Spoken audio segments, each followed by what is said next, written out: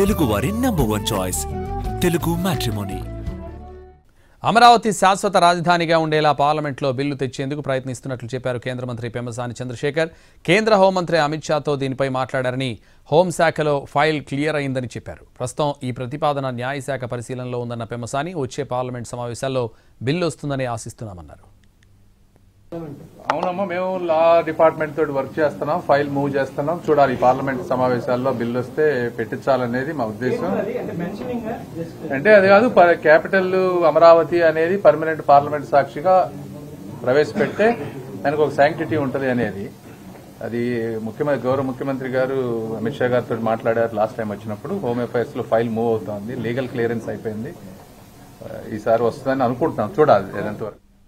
అమరావతి శాశ్వత రాజధానిగా ఉండేలా పార్లమెంట్లో బిల్లు తెచ్చేందుకు ప్రయత్నిస్తున్నట్లు చెప్పారు కేంద్ర మంత్రి పెమ్మసాని చంద్రశేఖర్.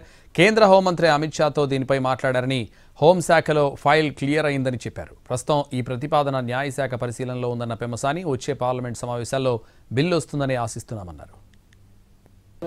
అవునమ్మా, మేము లా డిపార్ట్మెంట్ తోటి వర్క్ చేస్తున్నాం, ఫైల్ మూవ్ చేస్తున్నాం. చూడాలి, పార్లమెంట్ సమావేశాల్లో బిల్లు వస్తే పెట్టించాలనేది మా ఉద్దేశం.